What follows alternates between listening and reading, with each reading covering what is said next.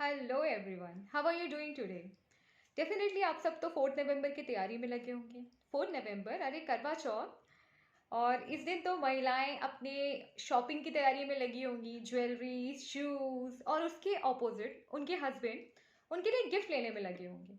Definitely वो ऐसे gift देख रहे होंगे कि इस बार ऐसा क्या दूं कि बस वाइफ मेरी एकदम प्रसन्न हो जाए, इम्प्रेस हो जाए मुझसे।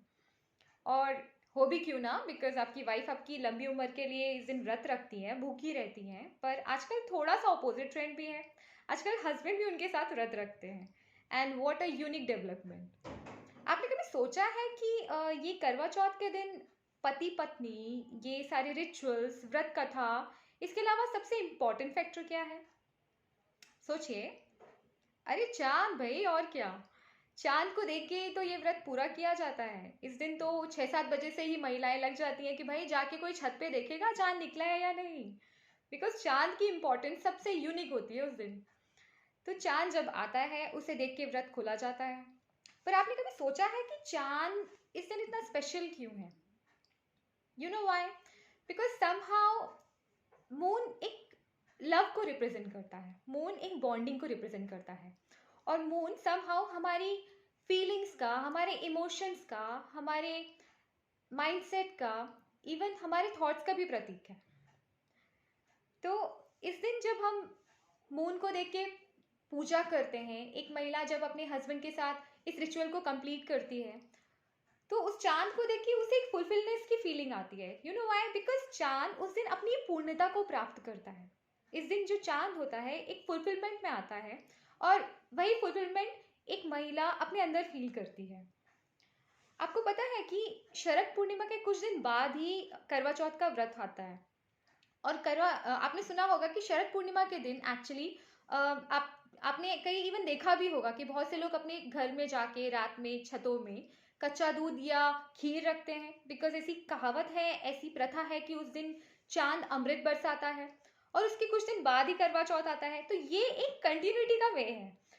तो ये पूरे मंथ ही इतनी शुभता का प्रतीक है, बिकॉज ये कार्तिक मास में आता है। एंड कार्तिक मास it's all about good rituals, पूजा पाठ, विधि विधान, अच्छे अच्छे त्योहार। तो इस मंथ तो वैसे ही हमारा मन इतना खुश होता है।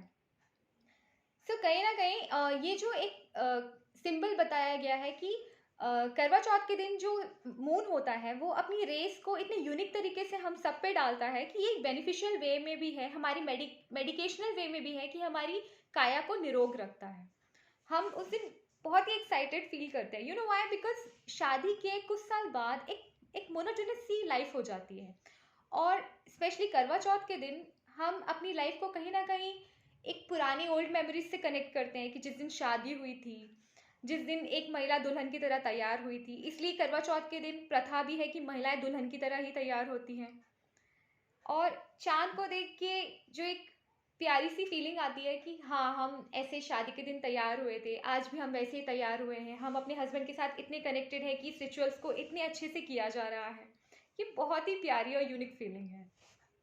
इसके अलावा एक बात मैं आप सबसे ज़रूर कहना चाहूँगी कि आपके घर में अगर ये पूजा विधि विधान होता है तो घर के सब लोग जाके प्लीज़ टेरेस में 10-15 मिनट्स निकाल के ज़रूर देखें कि ये पूजा कैसे हो रही है। उसके अलावा प्लीज़ मून को भी ज़रूर ऑब्जर्व करें, बिकॉज उस दिन मून इतना प्यारा होता है, इतना ग्लोरियस होता है, और उसकी जो रेस होती है वो आपके लिए बहुत ही बेनिफिशियल होती है। जब आप कहीं बहुत स्ट्रेसफुल फील करते हैं, आपने देखा आप ऑफिस से बाहर जाते हैं और 10 मिनट सिर्फ चांद को निहारते हैं और आपको थोड़ा सा रिलीफ लगता है। क्यों?